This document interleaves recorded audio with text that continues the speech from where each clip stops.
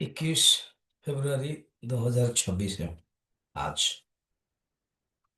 भगवान 14 अध्याय में 20 श्लोक तक त्रिगुण के बारे में, गुणों के लक्षण, चिन्ह, प्रभाव, गति सब बताने के बाद इनसे ऊपर उठना है, यही परमात्मा स्थिति स्वरूप प्राप्त है। तो वो जो ज्ञानी है, जो त्रिगुणातीत है, जिन्होंने 3 गुणों से अतीत हुआ है, वो मेरे स्वरूप को प्राप्त करते हैं।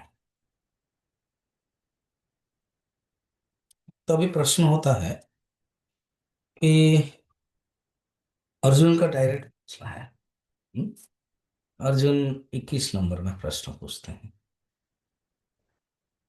अर्जुन उवाच कैर्लिङ्गै स्त्रीन् गुणानेतान् अतीतो भवति प्रभो किमाचार कथं चैतान् त्रिगुणानतिवर्तते। हे प्रभो, मैं ये प्रश्न पूछना चाहता हूँ।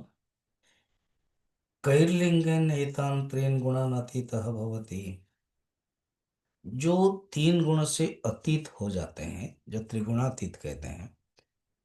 आप देख रहे हो ना, क्या सेकंड चैप्टर में स्थित प्रज्ञ लक्षण शब्द कहाँ, 6 चैप्टर है ध्यानी, जो ध्यान करने वाले हैं उनके लक्षण शब्द कहाँ, और 12 चैप्टर में जो भक्त के लक्षण कहाँ, 13 चैप्टर में जो ऐसे ही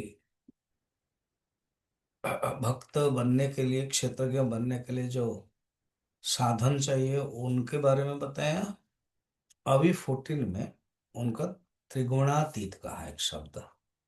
अच्छा शब्द है त्रिगुणातीत। तो त्रिगुणातीत के लक्षण क्या होते हैं? नंबर 1, उनके आचार कैसे होता है, उनके आचार में आचरण, और वो किन उपायों से 3 गुणों का अतिक्रमण करते हैं, साधन क्या है। अच्छा प्रश्न है। अर्जुन का जो ये प्रश्न है वो विचारणीय है, विचार करने योग्य है। जब तक शिष्य के अंदर एक भाव नहीं आएगा कि मैं जानना चाहता हूं, तो गुरु के साथ कनेक्ट नहीं होगा। मुझे ये 4 उदाहरण बड़ा अच्छा लगता है कनेक्ट को। ट्रेडिशनल उन्हीं को ही कहते हैं दीक्षा। तो गुरु से दीक्षा अलग अलग प्रकार की होती है। जो अ, शब्द दीक्षा है ना, जो मंत्र हम लोग ज्यादातर लेते हैं, वो एग्जाम्पल दिया जाता है कुररी पक्षी। कुररी पक्षी अंडा दे देती है पृथ्वी में, हाँ, कहीं मिट्टी बालू आदि, और वो उड़ती है और आवाज करती है, शब्द करती है। तो शब्द उस बच्चे के लिए, अंडे के लिए मंत्र बनता है। शब्द का जो वाइब्रेशन है, शब्द का जो विचार है, वो अंडे में आ जाता है। उसको कहते हैं शब्द दीक्षा, मंत्र दीक्षा। ज्यादातर दीक्षा यही होता है। गुरु जो शब्द बोलते हैं, इसलिए नाद परंपरा एंड बिंदु परंपरा कहते हैं। जो पिता और पुत्र का जो संबंध है, बिंदु परंपरा, और जो गुरु शिष्य संबंध है, वो नाद परंपरा। तो अर्जुन अपने आप को शिष्य माना हुआ है, एंड विचार भी किया है जब भगवान बताते हैं। दूसरे जो दीक्षा है ना, स्मरण दीक्षा माना जाता है। स्मरण क्या है? कछुआ रेत में अ, अंडा देता है और वो पानी के अंदर रहता है। ये है स्मरण, स्मरण करता है। तो ऐसे भी है। तो इसमें गुरु शिष्य अगर स्मरण करें, शिष्य तो स्मरण करेगा ही गुरु को। जहां गुरु स्मरण कर लेते मेरे शिष्य के भलाई के बारे में, कल्याण के लिए, श्रेय निश्रेयस के लिए, तो जीवन धन्य हो जाता है। तीसरा है दृष्टि, दृष्टि दीक्षा।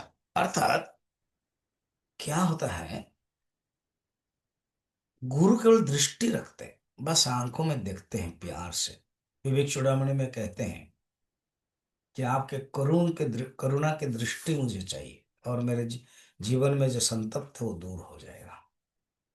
एग्जाम्पल दिया जाता है, ये जो मछली है ना, वो मछली अंडा दे देती है, और कहीं पर जो पानी के अंदर शाखा प्रशाखा है, जो डालियां हैं, वहां रख देती है।